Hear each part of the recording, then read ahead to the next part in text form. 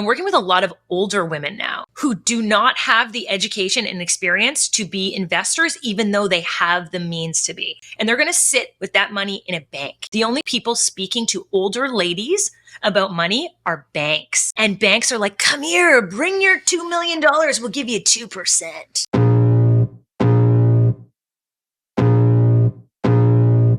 Welcome to the Tom Storey Show with Steve Karrasch and Tom Storey, where we discuss everything real estate or whatever else is on our minds.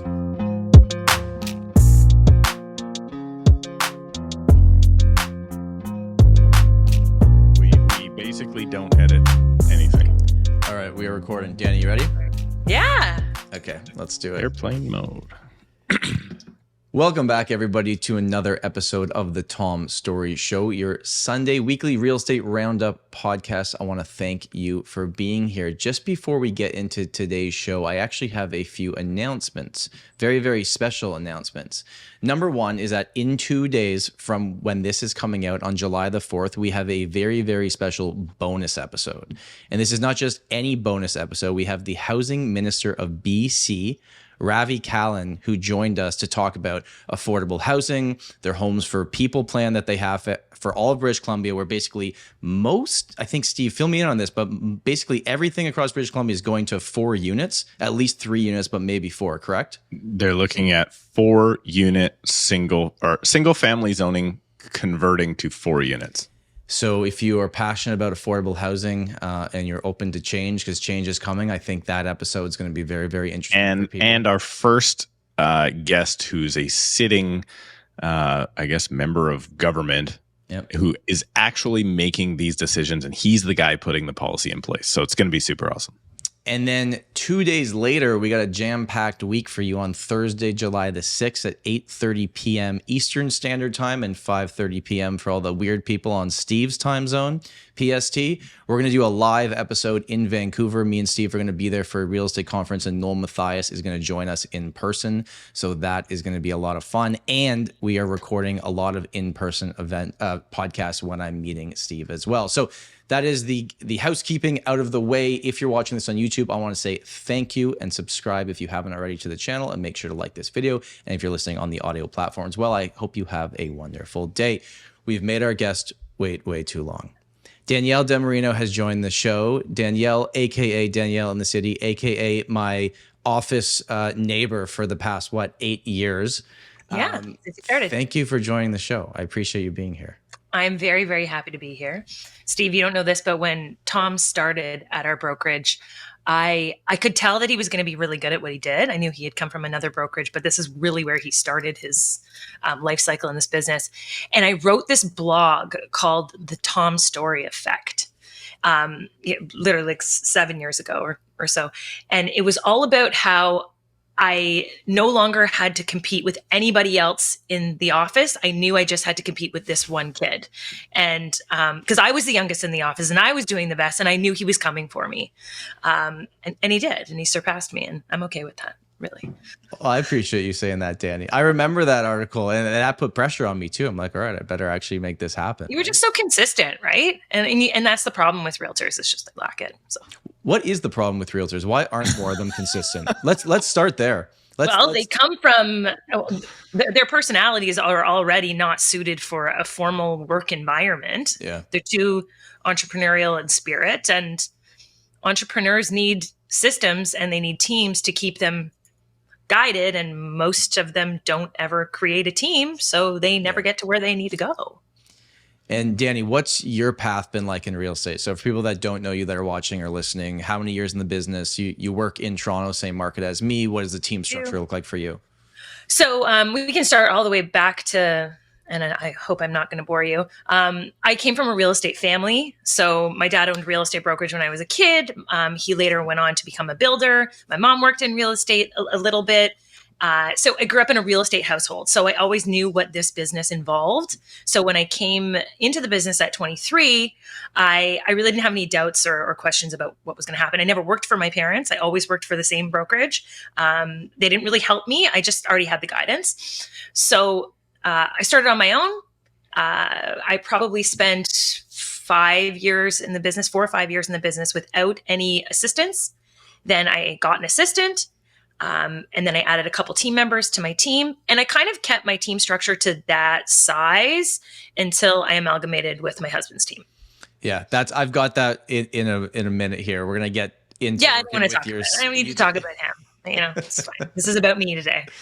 I want to start with prices. So by the time this episode comes out, the city of Toronto will have a new mayor, because voting is happening on June the 26th. Which is really sad. Like, I personally don't think we needed to kick out John Tory because of this issue. Like, who are we going to replace him with? Like, bring him back. Everyone I've talked to was like, if he ran again, I think he'd just win, because we're not as concerned about what happened as. Anyways, that's what does that have to do with his business? Steve, do you know what happened? I heard about it. I didn't pay too much attention to it. We got our own mayoral problems over here in Surrey. Oh. Can you fill us in on that before we get into Toronto? Oh yeah, this actually has to do everything to do with her job. She's so the last mayor ran on kicking out the RCMP and getting our own police force, and then this mayor went on the opposite of that and got elected, but got elected with 30% of the vote. So, and now she's sticking to her guns to bring the RCMP back, but the province is like, no way, Jose, and it's just been crazy. She's even gone into like full social media. Like, she reminds me of someone who spent too much time on social media, and now they're airing all their dirty laundry there. So she's gone nuts, but that's actually a reason why someone should step down, but not necessarily because of their personal life, right? Which is what you guys are dealing with. Well, right. The reason I brought this up, Danny, is because I did CP24 last night, because LePage came out with a report on first-time home buyers, which we'll get into some of those numbers today. But leading up to, I always kind of like sit there and I wait, and I have to watch 5 minutes of the news before I go on. And they were just showing all the mayoral candidates basically talk about what they're going to do, and every single one was just housing, affordable housing. Is it too late for Toronto? Like, is there a world in which housing becomes affordable or doesn't go up as fast as it was before? Never. No. Okay. I tell this story often. I was in Italy in 2015, and I met this guy, and he's Italian, and he's telling me we're in Positano, and he's like, Bella, I want to bring you back to my house. It looks at the ocean, and I was like, oh God, I would bring it back. Whatever. Let's go to his house. So we go back to his house. I'm expecting this gorgeous flat looking at the ocean, and he was a little bit older than me, and I did go there, and I did look at the ocean, and I did look at the 100 square foot apartment that we were in, and kind of got freaked out immediately. I was like, why is this place so small? And he's like, because it's $10,000 a square foot. Crazy. Got it.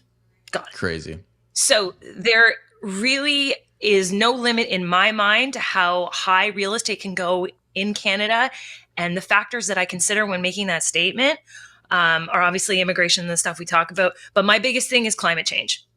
Oh, interesting. I've taken a massive deep dive into climate change and what's going to happen to the world.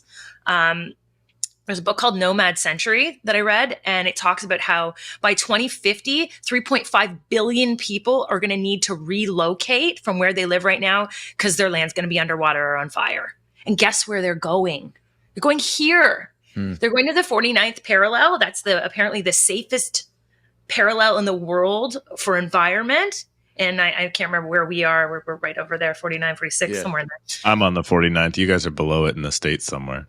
So they'll ruin Vancouver first, then they'll come. I think I live on the 49th parallel pretty close. You're safe. I mean, but you're also on the edge of the water, so it's kind of like iffy. I live at the top of a hill.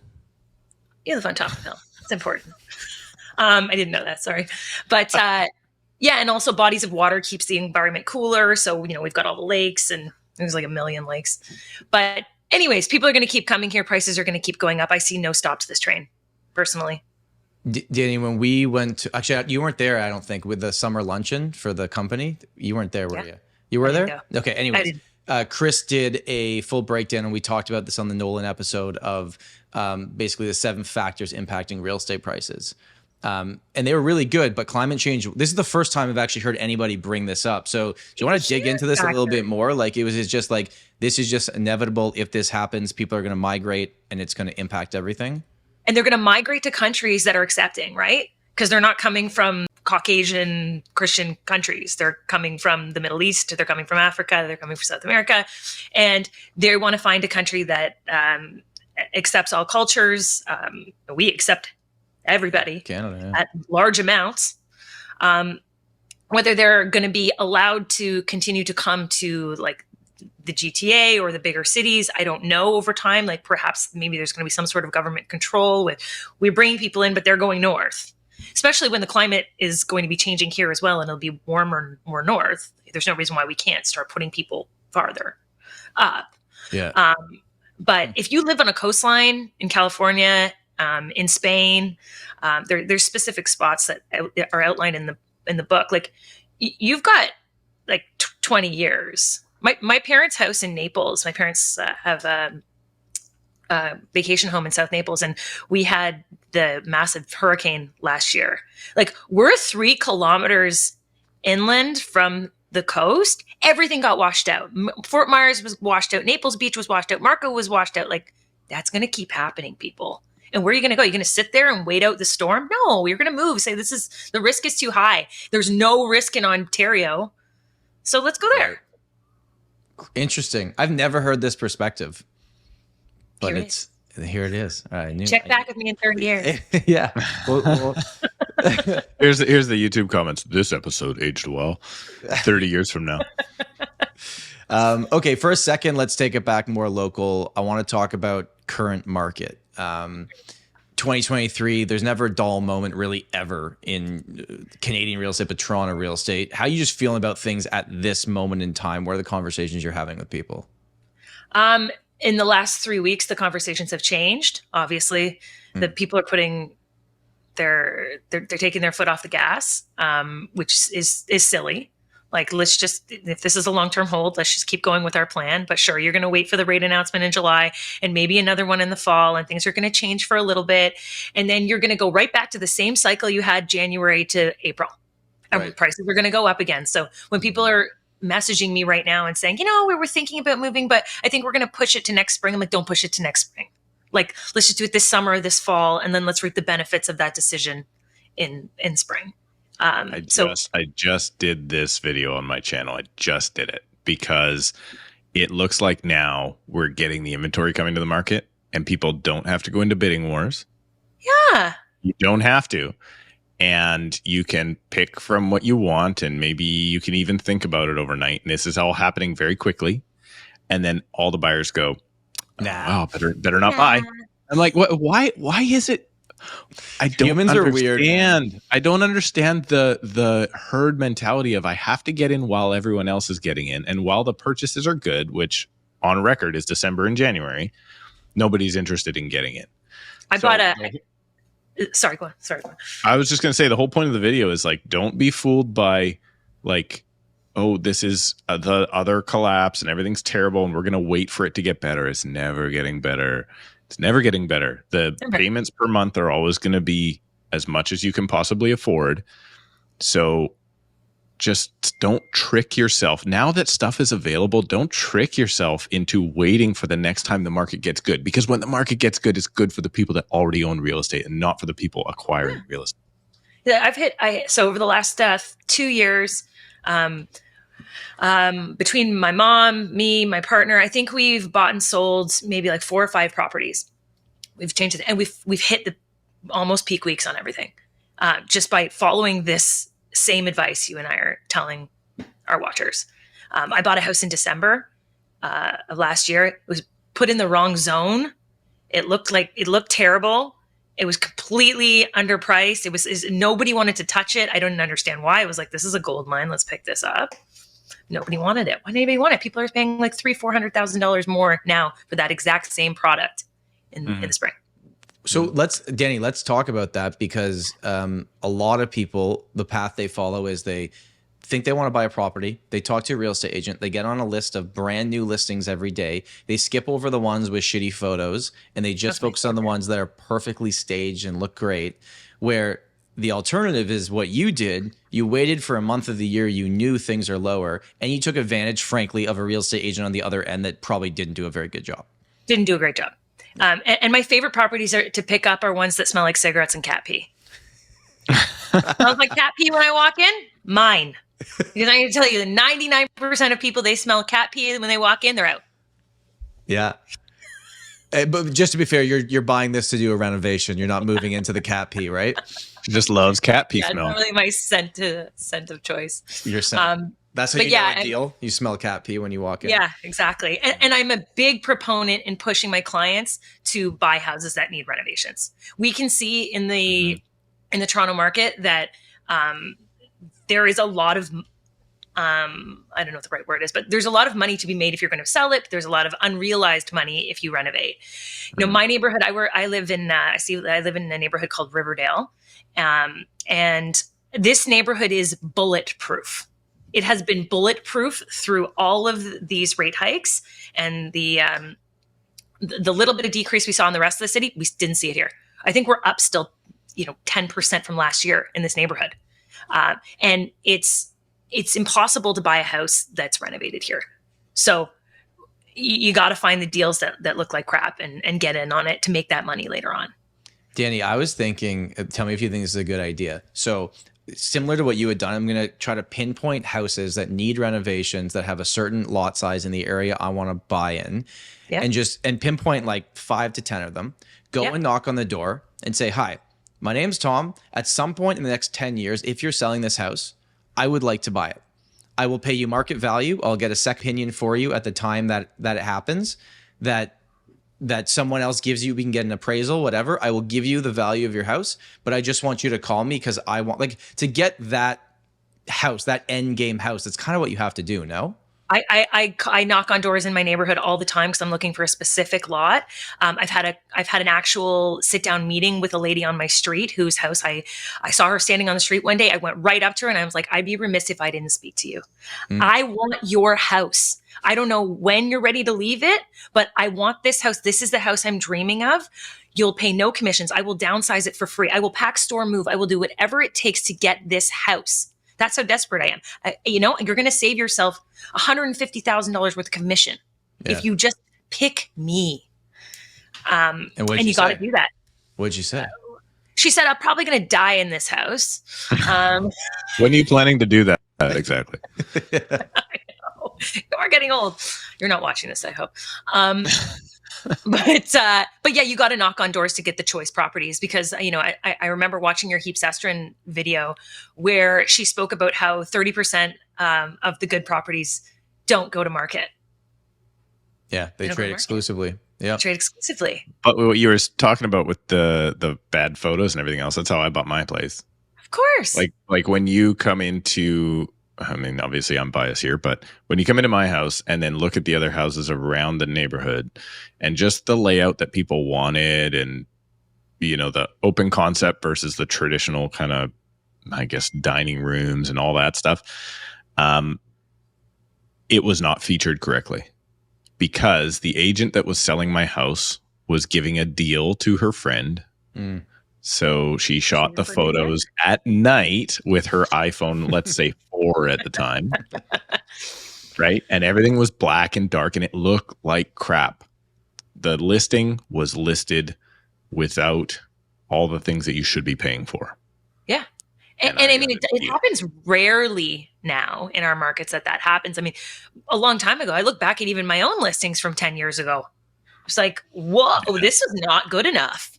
But, we just didn't have the same tools accessible to us, but we do now. So you got to question like how in my market, it's still more than 50%. Still more 50%. Yeah. It's not uncommon for me to see a picture from an iPhone of the Google map. Like where it is.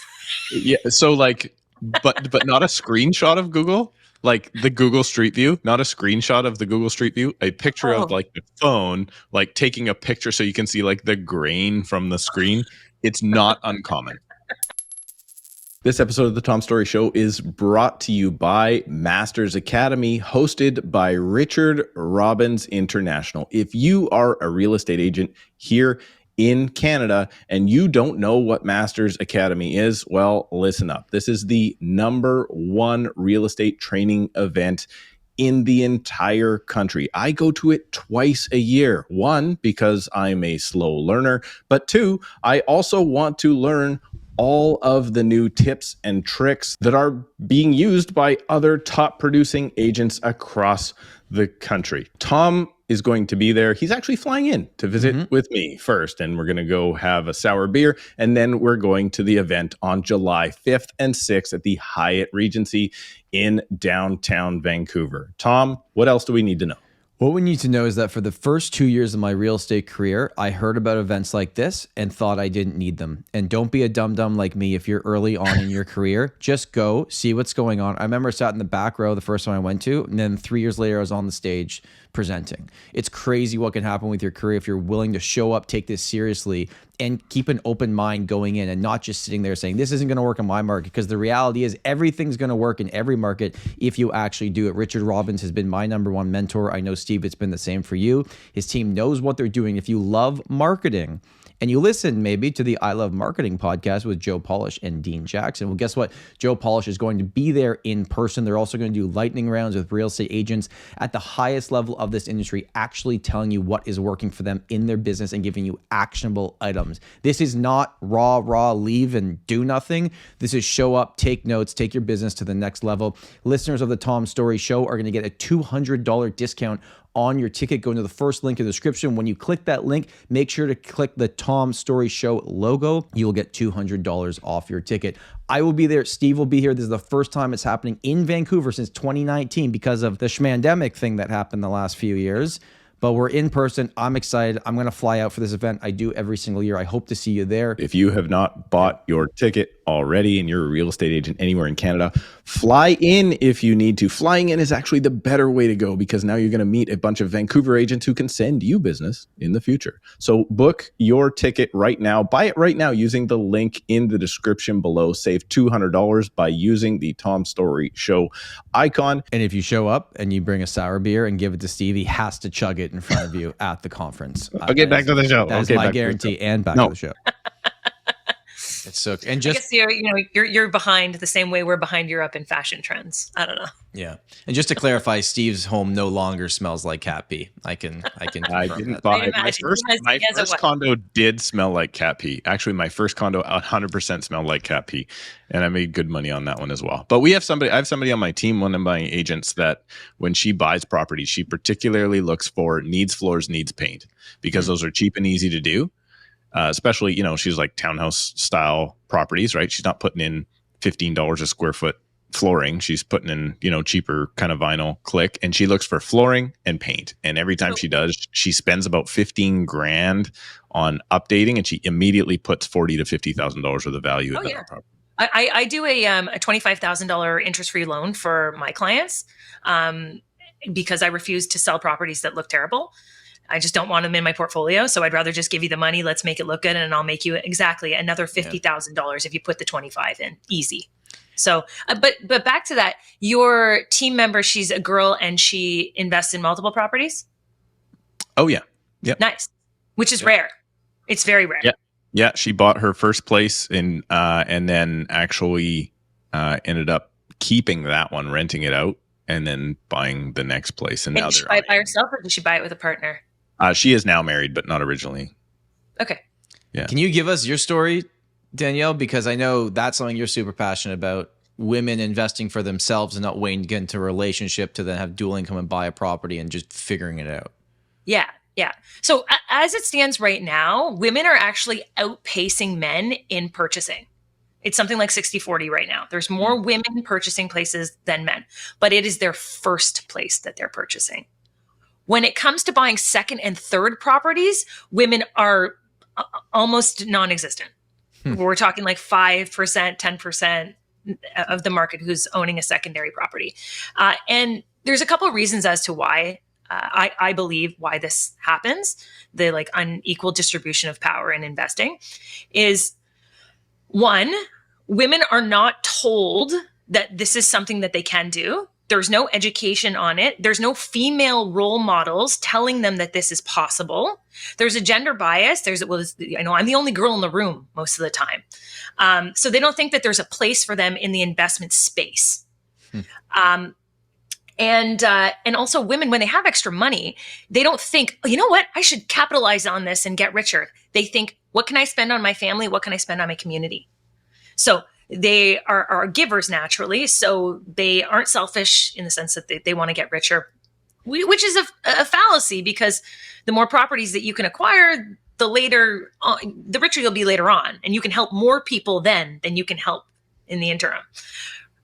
So we don't see a lot of women buying their second property, even though women are nearly making the same amount of money. The wage gap is closing as men in most of their industries. They just lack education. They lack encouragement. And so that's what I've done. I meet a girl who's a first-time home buyer. Not that I work with a lot of them anymore, but I meet a $150,000 salary girl, and she's in her second year of work. And I think to myself, this girl's going to make a lot of money in her life. And okay, so this is our first property we're going to buy. I'm like, let's make a plan for 3 years from now when you're going to buy your second property, because it's going to appreciate this much in value, and we're going to be able to pull out this much, and you're going to be making this much more at that time. And their immediate face is like, I just want to get the one property. Yeah. I just want to get the one. And then like, maybe I'll meet a guy, and then we'll buy a house together, and then we'll take the proceeds of this condo and we'll buy that house. And I'm like, no, we keep this condo forever. And then you can find some more money and maybe buy with him, but you could buy a second one. And why are we waiting for him to come along or her to come along for you to do this?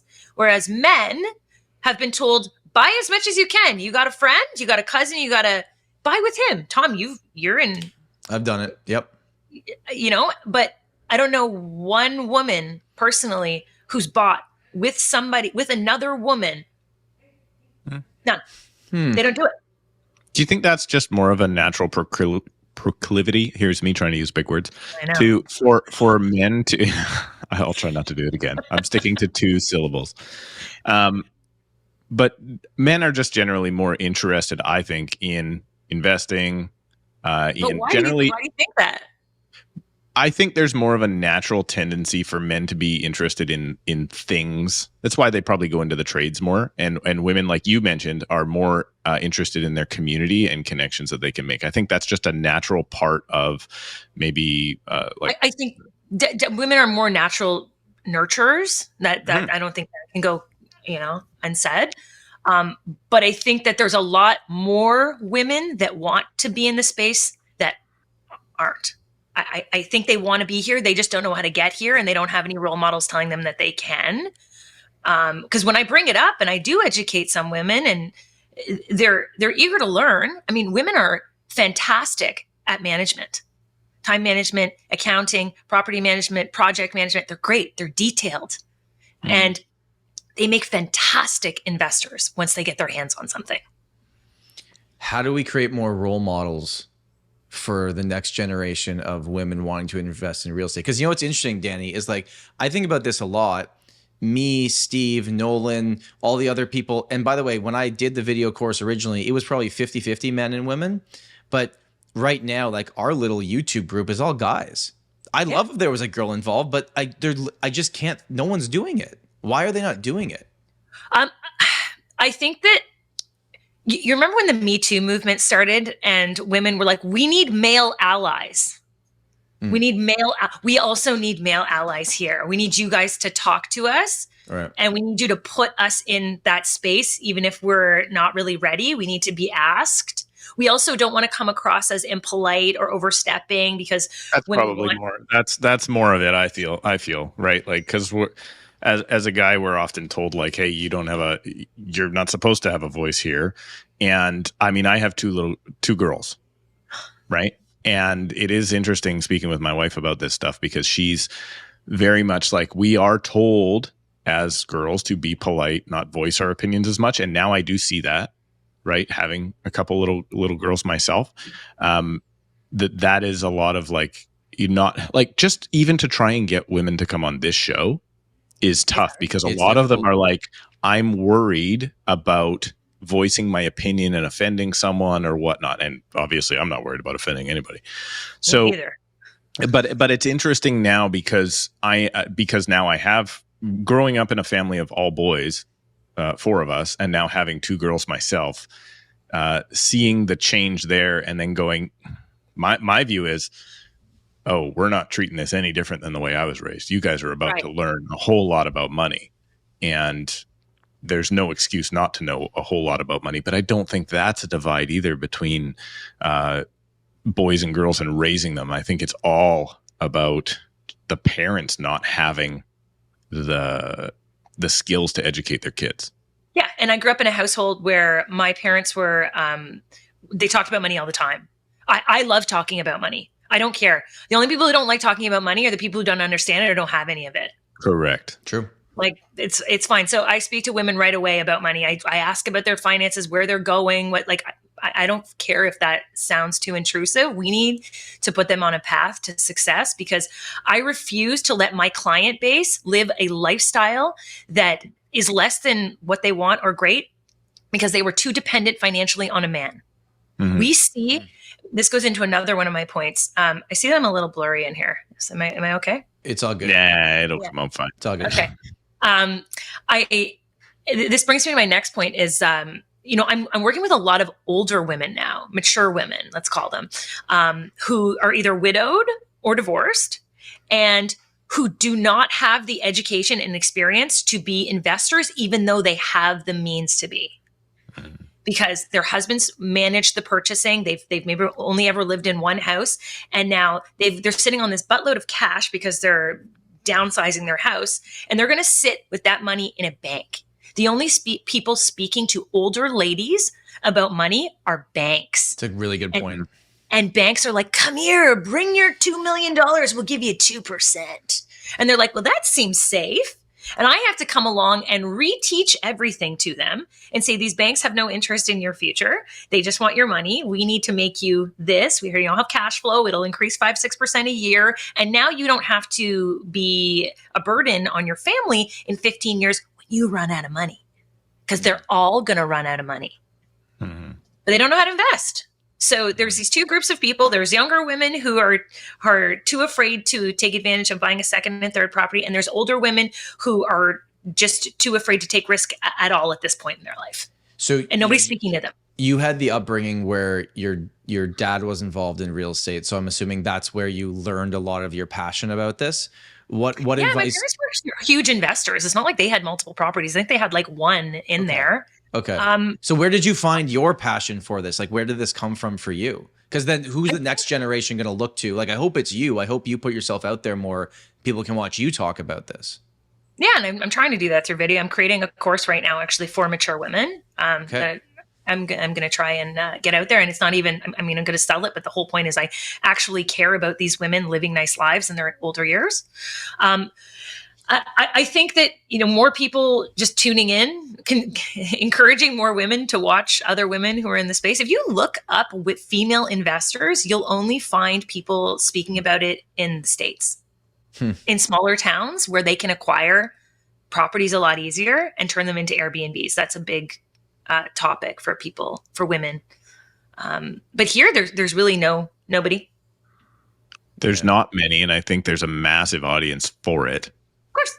I think there's a massive audience for it, but I do think it's going to take somebody, maybe it's somebody like yourself, that is willing to put themselves out there and not worried about, like me. I'm not worried about being judged. I get judged every single week on this thing and multiple times a week on my main channel.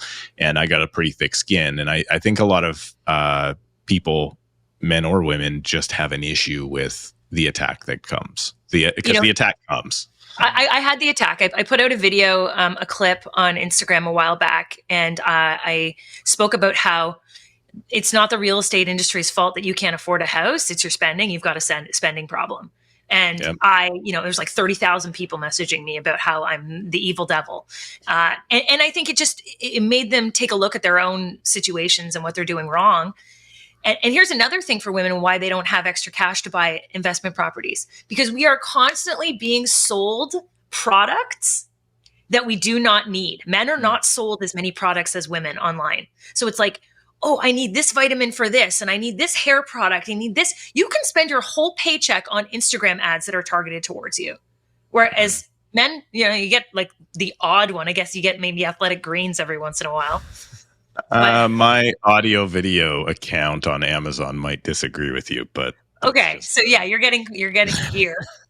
I'm getting gear.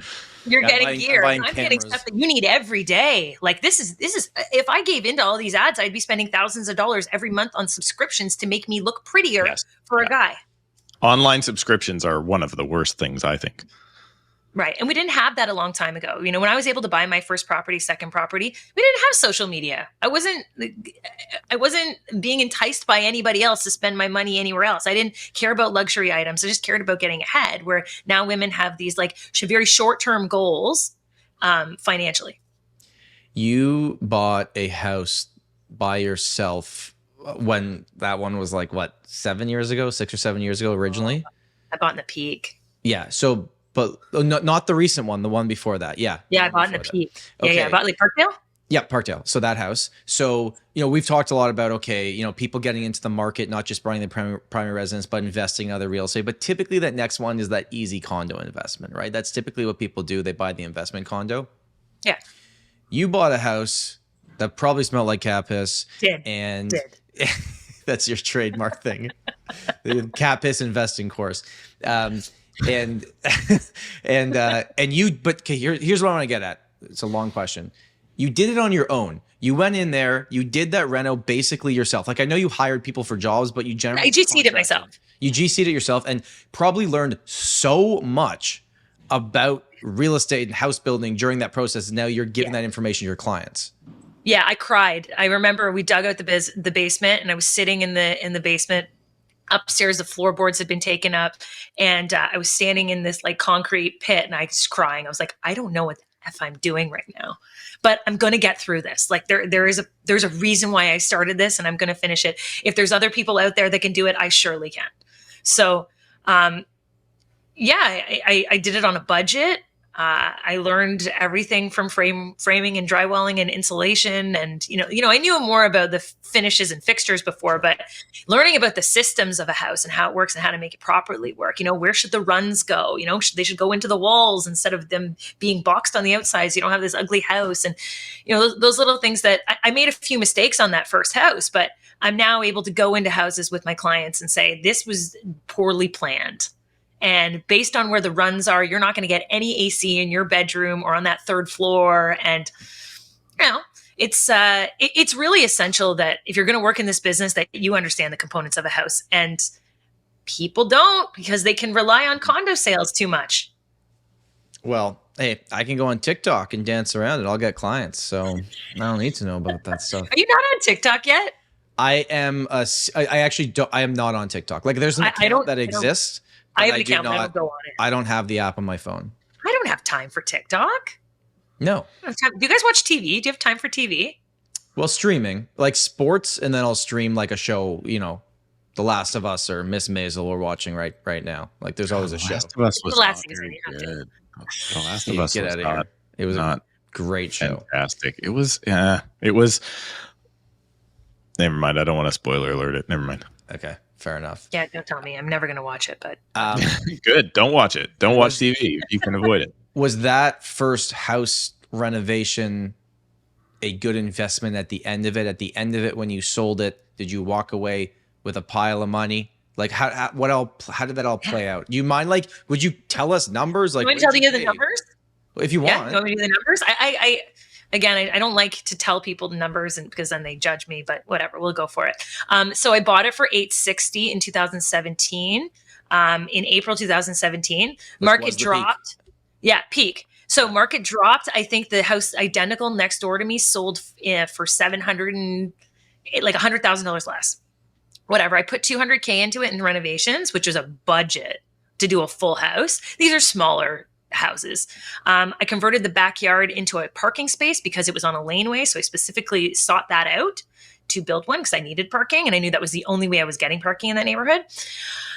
So I'm in for $1,060,000 plus land transfer. Let's call it I'm in for 1.1. Mm-hmm. I sold it last year. I put it up. I missed the peak last year. And I sold it privately offline. Actually, someone who came into the house a couple months before for 1,525.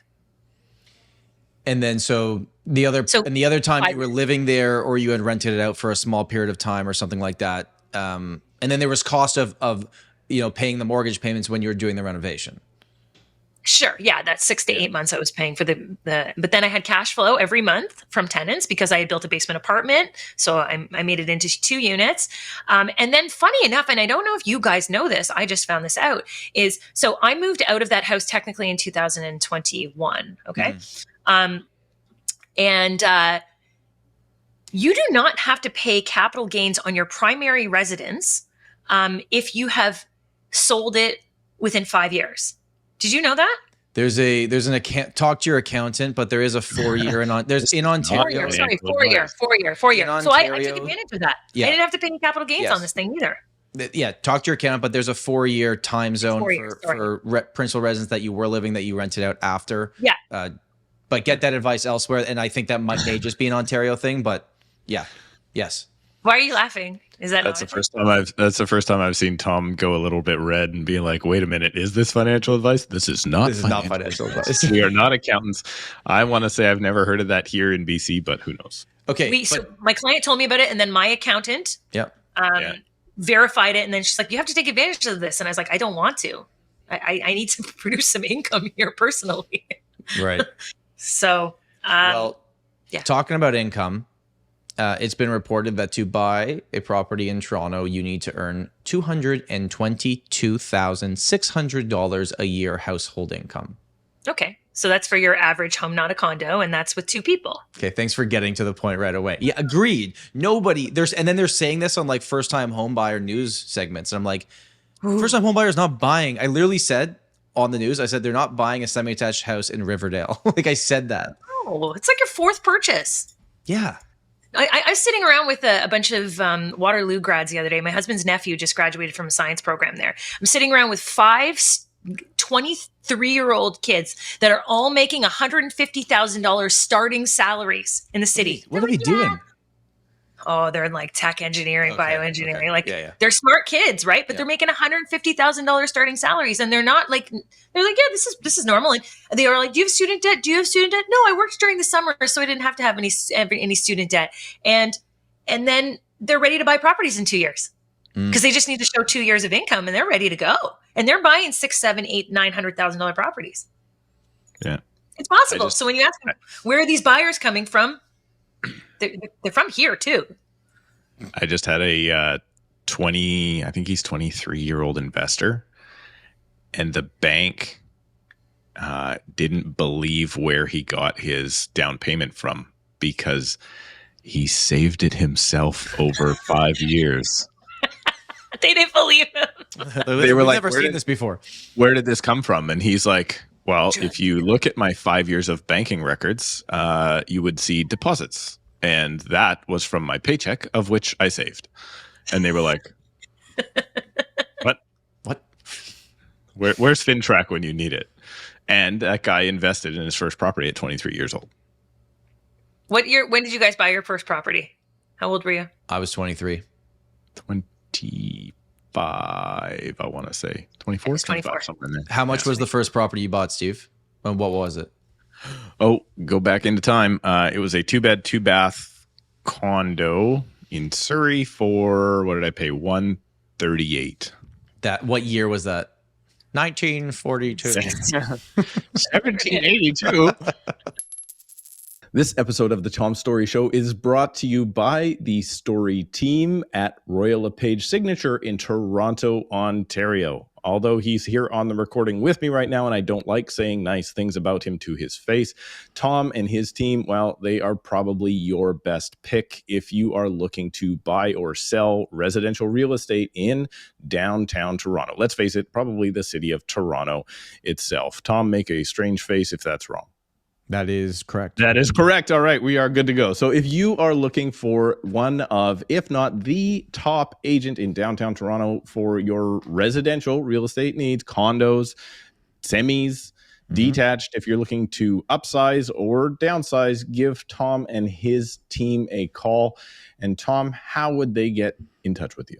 I think the best thing would be go to the first link in the description of this episode, and you can book a call with me at a time that works for you. And we'll go over all the information you need and see if we can be of service. And I recommend, if you are listening to this from across the country and you're either moving to Toronto, or if you're an agent outside of Toronto and you have a client moving to Toronto, go ahead and book a call with Tom, because he would love to take your referral as well. That is the Storey team at Roy LePage Signature in Toronto, Ontario. He's a pretty good guy. He knows what he's doing. Just don't tell him I said so. Tom, the last part we need to do before the end. This communication is not intended to breach... Cause? Any breach? What's that? That was... Oh, you want me to say it? I don't know what the word is. I don't even know what the words are. This communication is not intended to cause or induce breach of any existing agency agreement. And now, back to the show. Let me go back. So what was it? I want to say that was April of 05. Sounds Okay. right to me. Okay. And 3 years before that, is somebody driving into a wall over there? Are you okay, or were you scoffing at how long ago that was for Steve? I'm at the office, and there's just like random construction going on, so I'm trying to mute myself. But Oh, that's terrible. So 3 years before that, in 02, my brother bought a fully detached bungalow on a 9,000 square foot lot for 160 grand. So basically the same price, give or take, 3 years later, and I was in 2-bed, 2-bath zone, and he was 3-bed, 1-bath bungalow. And Danielle, was your Sudbury your first one? Am I remembering that correctly? I bought a condo unseen, off of a floor plan on assignment. It was $307,000. It was a 2-bedroom, 1-bath parking in Queen West, and I walked into it. And this was the cheapest. Do you remember what that builder's name was? Anyways, they went bankrupt. Urban Corp. Yeah. So no drywall, no floors, no ceiling. It was a complete concrete pit that they advertised as like that raw loft look. And my dad at the time was like, and he's a builder, he's like, you can't live in this. Like, you made an awful mistake. And I was like, no, we can fix this. So I was like, I'm going to do a faux brick wall. So I went over to Brampton Brick and I picked up bricks. And I was like, I'm going to do this whole big wall by myself. Leave me with the mortar, leave me with the bricks. I got this. I did 2 rows across this long wall, and then called him and I was like, look, come on over. I'm starting. I'm doing pretty good. He comes over. He's like, you ever seen a brick wall before? I'm like, yeah, lots of them. He's like, bricks off center. I was just putting them all in the same row on the way up. And I was like, yeah, I'm done with this. So him and his buddy did the wall. I had someone do the floors, drywalled a little bit of that, and it looked great. So I took advantage again of a kind of crappy product and turned it into something that somebody wanted and sold that, I don't know, 5-6 years later. Yeah. Mine was $360,000. It was a 1-bedroom, no parking, 640 square feet in King West. It was on Stewart. Only lived there for a year. The market did really well and sold it for $415 12 months later. And then moved in with Brianna, and the rest is history. But anyways, we all started somewhere, and the prices and the years we bought them, we didn't know the market was going to do what it did now. We bought it because we needed a place to live. I would assume that was the first thought. It wasn't like we're savvy investors right off the bat here. No. Well, isn't the stat like 50% of places now in Toronto are owned by investors? Or condos are owned by investors, something like that? 41% of condos in Ontario. So Toronto's Ontario. Yeah. I'd like to know what that stat was like. Do you know what the stat was like 10 years ago, 20 years ago? Not that. You know, like 5% of people owned second properties? Yeah, it's become very like just a normal thing as well for people to very much look at real estate as a pure investment. And I think that's where you get this opposing views of some people like, guys, I just need to afford a property. And this other group is like, I'm just buying them and I see them as numbers and it's inventory. And then you're pointed out as the bad person because you've ruined housing for everybody else. And I don't really know if we're ever going to get... Steve's laughing. What, you got something to say? I do. This is a silly statement. They think this is something new because what's marked on my mugs that I have, I don't have one around, on my mugs that I print with my logo on one side and a funny saying on the other. One of the sayings I use is Mark Twain's. Yeah, I'll send it. I'll send it home with Tom when he comes to visit. One of the Mark Twain's most famous quotes ever is, "Buy land, they're not making it anymore." Yeah. And according to Danielle, half that's going to be under the water in the next little bit. So don't buy the water. Don't buy that land unless you want to own part of the ocean. I want to go back just for a second on the house renovation that you went through that process. Is there anything specifically that you did or made a mistake that you would tell people in the future, don't do this, or I did this, and I would recommend you don't do this if you're doing the same thing that I did? One thing that always bugged us was where the vent placement was in like a bathroom, like small things like that. Like aesthetically, I didn't have a designer. I didn't use a specific architect that had this really planned out properly. And I would say that the difference between doing it the way I did, and I still made a beautiful house, but now, we're on to our like third, fourth, fifth project somewhere in there. I don't know where we've been doing this a bit now. Using the right architect and designer, if you plan to build to sell, makes you so much more money in the end. I don't think I used the space to its fullest capacity. Whereas like, 2 projects ago, me and my husband built one. We had a really great architect, and he was able to configure in an ensuite bathroom over the stair line. And like, we were the only 3-bedroom semi in this neighborhood that had an ensuite. And people were like, how did you figure this out? So, paying that more expensive architect to design plans is what I would suggest to people.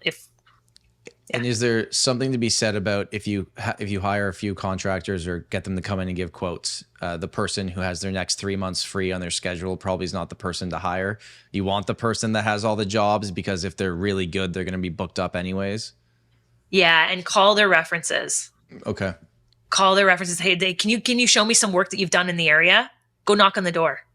Hey, can I see this? And like, how was it to work with that person? Oh, they actually left 80% way through the job, because that's what contractors do. They take the job, they do 80% of the work, and then they've got another job and they leave, and you can't get them back to finish the job, and they don't care because they're onto something bigger already, and they'll just lose that little bit of money that they're supposed to have from you. And you're like, but I haven't paid you the full amount. They don't care anymore.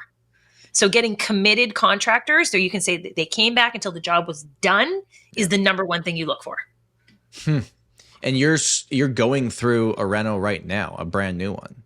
I'm doing 3 renos right now. Oh, you're doing 3 renos? I'm renovating. That's got to be cheap these days. No, I'm renovating a place for my mom. So my father died last year, and we moved my mom, or we just sold her house in the suburbs and moving her into a much smaller condo in the city near me, a townhouse. So I thought about it, and I was like, I need to gut this place. So my husband and I have been gutting it for the last month and a half so that she can move into a place that's nice enough for her. I'm also doing, I'm waiting for plans from the city actually to do another house in the neighborhood, which we may move into. So I don't want to call it a project. It's just something we're doing. And then I'm doing a full reno on a client's house too, because I feel bad for him. Really? It's for his mom. She's selling the house. And I was like, if we sell it as is, it's going to sell for this much. It's a bungalow.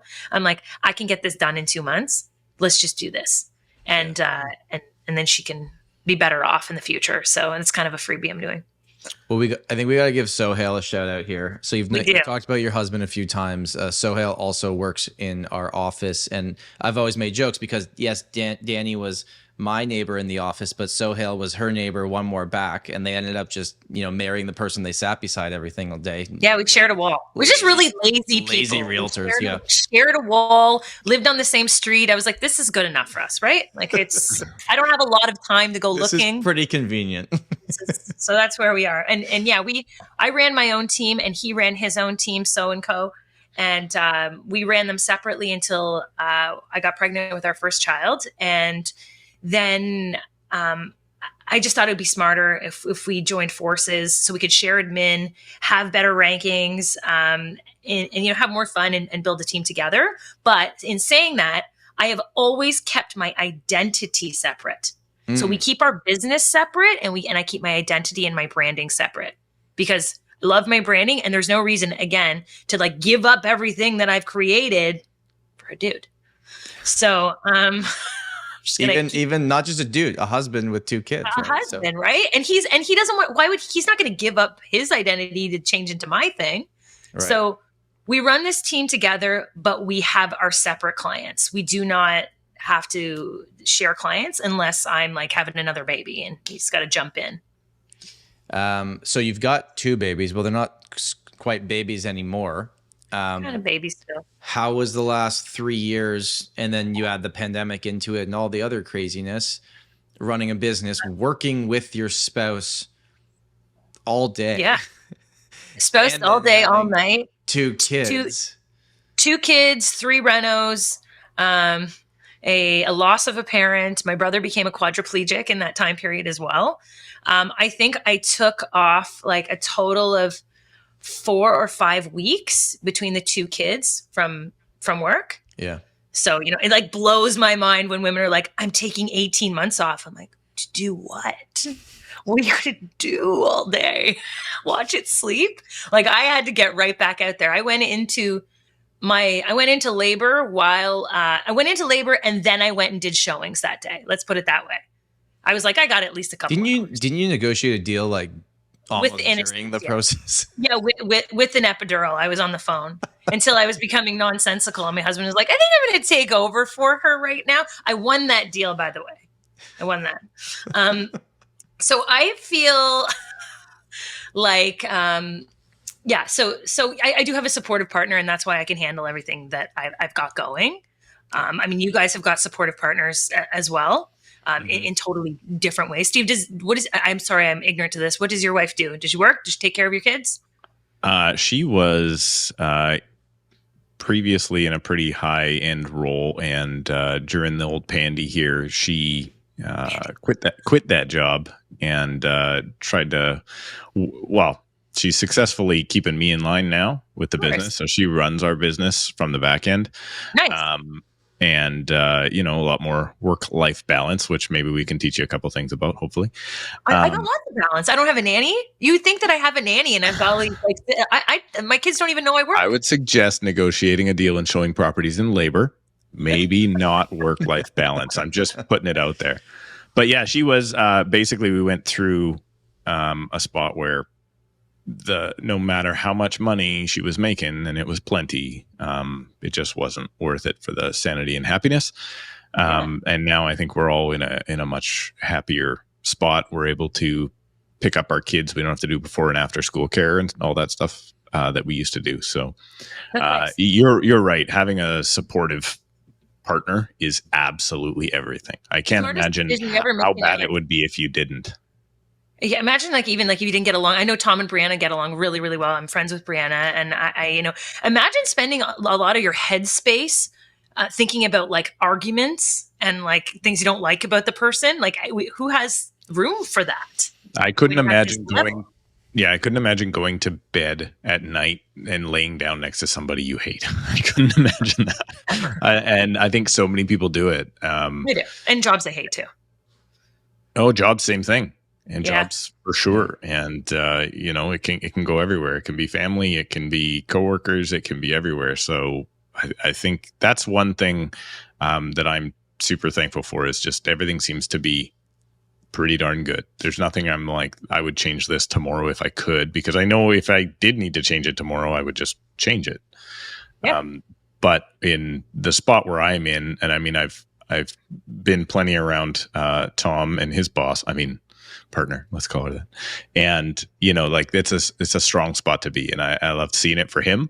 And I just feel so bad for the people that aren't in that spot, because it's probably the thing I'm most thankful for in the world is the relationship that I have with my wife.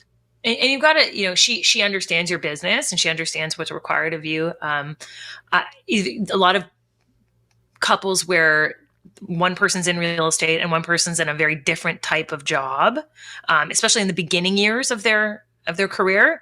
I can imagine that there's a lot of resentment, like, oh, you've got to miss this, or you're always on your phone, or you're always chasing a deal, and that's more important than because it kind of has to be. It has to be in your first few years. Like you got to hustle. Yep. And then, and that's why, like when younger real estate agents that get into this game and I see they're in a relationship and I'm like, oh, you're going to wait, right, to have kids, or you're going to wait because like you're not going to be able to divide up your time properly yet until you get to a certain level of business. And so that's what I was in this business for 9 years or so before I got pregnant.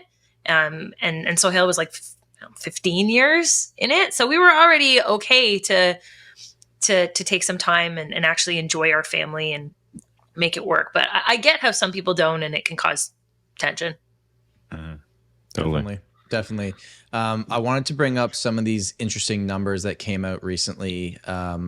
I actually had access to these numbers a week ago because I had insider info, as Steve likes to call me, a corporate shill. Tom is officially a shill. Without the paycheck. No, a shill is a pay. They're not paying me. You're not a shill. Anyways, okay. So here are there's 3 I want to go over, but 2 I think are really interesting. The first one is not that surprising. 67% of Canadians that have not yet purchased a home are worried about not having the down payment needed. Okay. All potential first-time home buyers. This isn't Toronto. This is Canada. 67% of people that do not own a house currently are worried that they are not going to be able to ever purchase one. They're worried that they won't have the down payment necessary. They won't have the down payment to purchase one.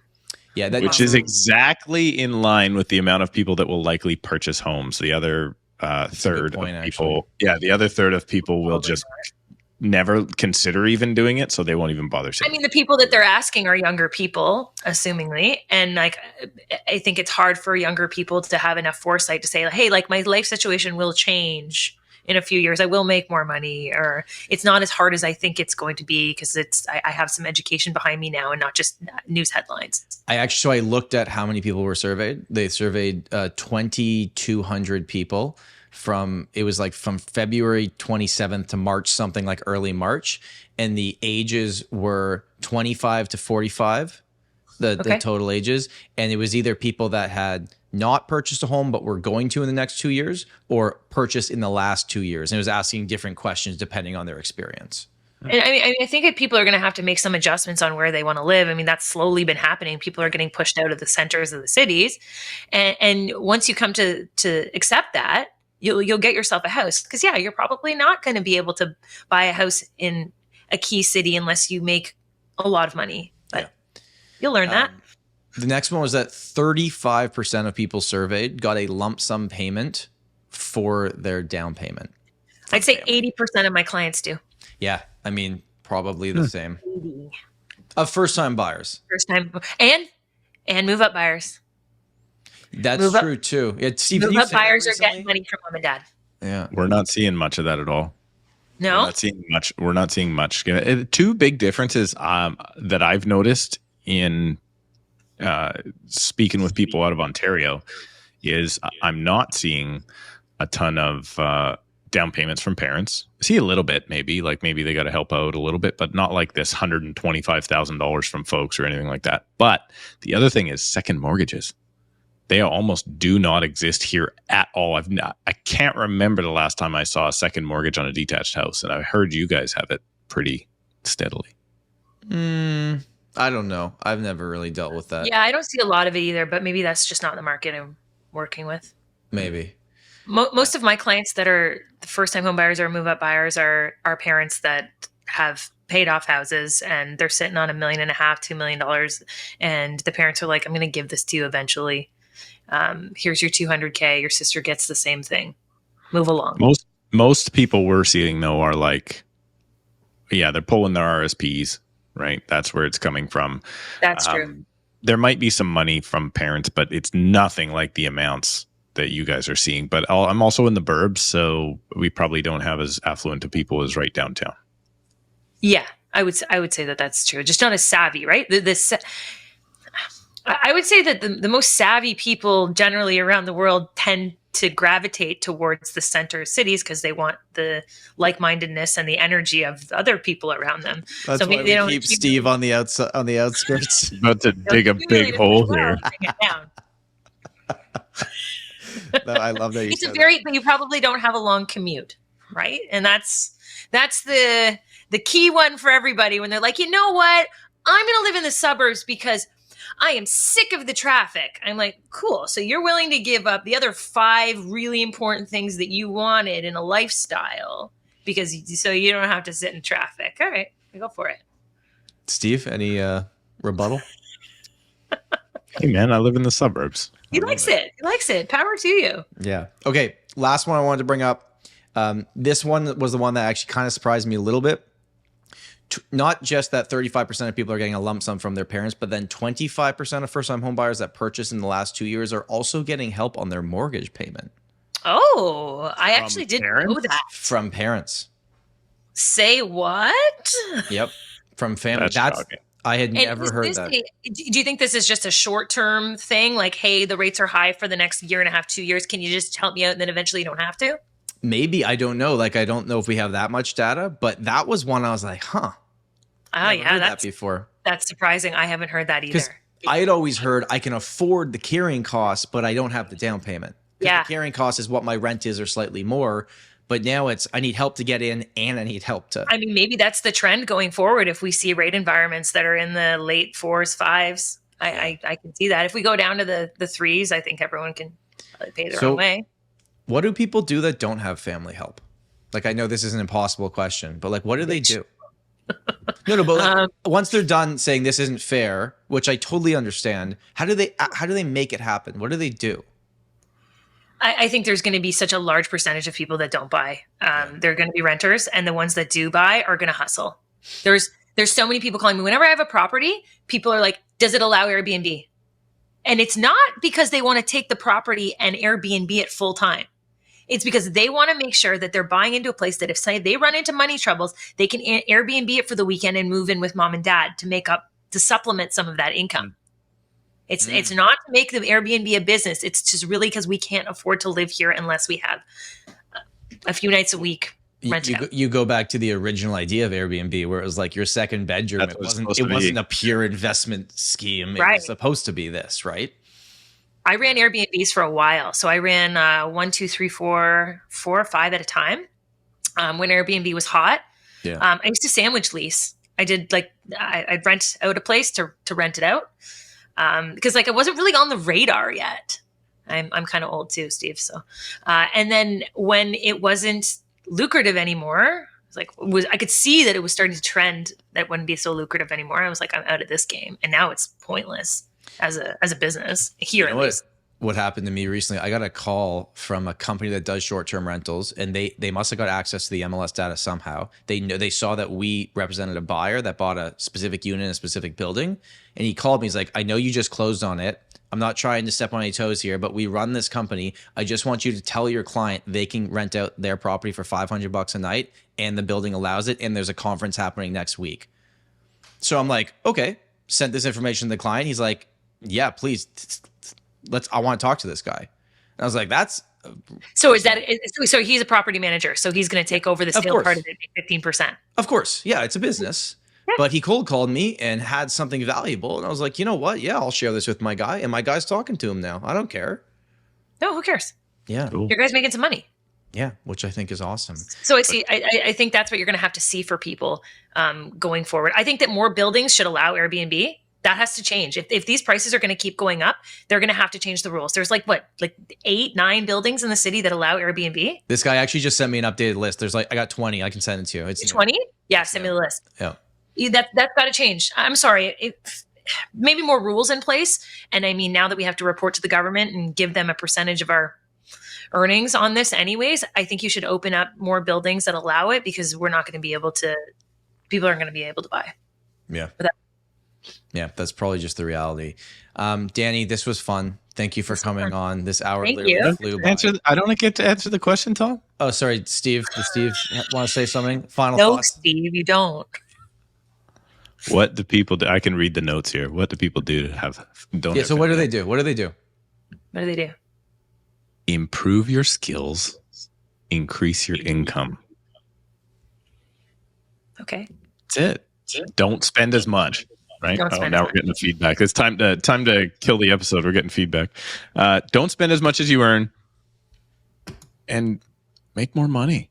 And I Make more money, man. Yeah, you can. Yeah, you can. You can improve your skills. You can get a better job, especially. And there's no easier time than now to increase your income. There's this wild thing. We call it YouTube University.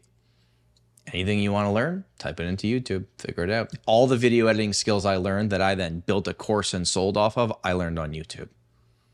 Lots of information I've learned about real estate and sales in general, I've learned from watching free videos on YouTube. But I spent the time, I was passionate about it, I took notes, and I think that's what Steve's kind of saying. Okay, we'll wrap this up. Danielle, this was awesome. Thank you so much for coming on. Thank you, guys. This was a lot of fun. Appreciate it. If someone listens to this and wants to connect with you directly, what's the best place for them to go? They can go to my website, Danielleinthecity.ca, or my socials, the same thing, Danielleinthecity.ca, again, across all platforms. And just like Steve, you're always up to a good online debate in the comments. Yeah? No? What? Did you hear it? Are you talking to me? Yeah, no. So I was talking to you. So just like Steve, you're always up for a good online debate. Oh, I spend the majority of my day fighting with people on Instagram and Toronto Star articles. So yes, bring it on. Me and Brianna have a joke at home that we're excited when we're scrolling on Facebook and we see a Blog TO article that you've commented on. I'm like, oh, this is some good nighttime reading because we're gonna see what Danielle said. I know. I banned myself the last little while. I don't have the bandwidth to continue that. Do yourself a favor and don't read the comments on this. I won't. No, they'll be positive. I think this was a great episode. I read all your comments anyways. Do you? Really? Yeah. Everything. Yeah. Oh, that's awesome. Okay. Thank you for coming on, Danny. Steve, I will see you very, very soon. And if you made it to the very end, just a quick reminder that in 2 days, on Tuesday, July the 4th, we have a very special episode with the Housing Minister of BC, Mr. Ravi Kalan. And then 2 days after that, on July 6th at 8:30 p.m. Eastern Standard Time, we're doing a live stream with Noel Mathias just as a fun bonus episode because we're all Wi-Fi permitting. Wi-Fi permitting. The hotel Wi-Fi allows us to do. If you don't see us there, it's because the Wi-Fi was no good. Thank you, everyone, for watching and listening. Have a great day. Bye. Bye.